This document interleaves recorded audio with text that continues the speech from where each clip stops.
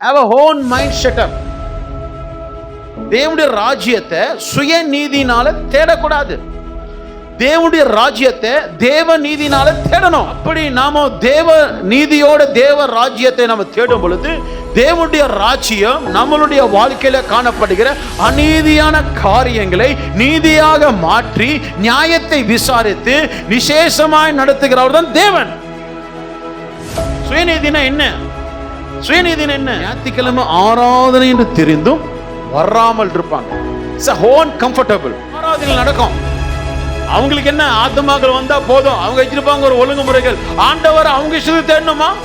சில பேர் லைவ்ல பார்ப்பாங்க, சில பேர் டிவில பார்ப்பாங்க, சில பேர் யூடியூப்ல பார்ப்பாங்க, சில பேர் ஆமா இப்ப போனா போதும், அப்ப போனா போதும், இத்தனை மணிக்கு போனா போதும், இப்படி போனா போதும். அவங்களுடைய ஓன் மைண்ட் செட்டப், அது சுயநீதி. It will not give blessings. இதுல பிசாசானவன் உன்னுடைய ஆசீர்வாதங்களை பிளாக் பண்ணி வச்சிருப்பான். எதுக்காக கிறிஸ்தவர்களுக்கு பிரேக் த்ரூ தேவைப்படுது? எதுக்காக கிறிஸ்தவர்களுக்கு விடுதலை தேவைப்படுது? எதுக்காக கிறிஸ்தவர்களுக்கு உபவாச கூட்டத்தில் கட்டுகளை உடைக்கிற விசேஷ கூட்டங்கள் தேவைப்படுது? அப்படின்னா இந்த ஓவர் ஸ்பிரிட், சுயநீதி இருக்கு பாருங்க. சுயநீதி, இந்த சுயநீதி தேவனுடைய ராஜ்யத்தை நடப்பிக்க மாட்டான்.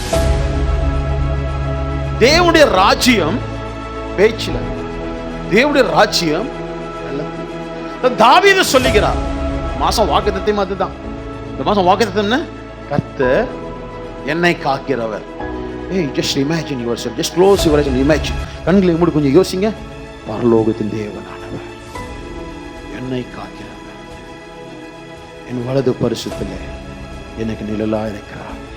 என்னுடைய சொந்த நிழல் எனக்கு உதவாது, ஆனா அவருடைய நிழல் எனக்கு உதவும், எனக்கு உதவும்.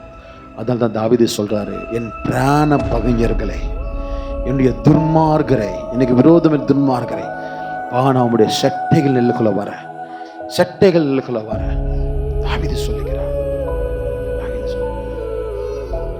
இன்னைக்கு நம்ம செய்ய வேண்டிய முக்கியமான காரியம் என்ன? நம்ம செய்ய வேண்டிய முக்கியமான காரியம் என்ன? தேவனுடைய ராஜ்யம் என்னுடைய வாழ்க்கையில செயல்படும். தேவனுடைய ராஜ்யம் என்னுடைய வாழ்க்கையில செய்யப்படும். தேவனுடைய நீதி என் வாழ்க்கையில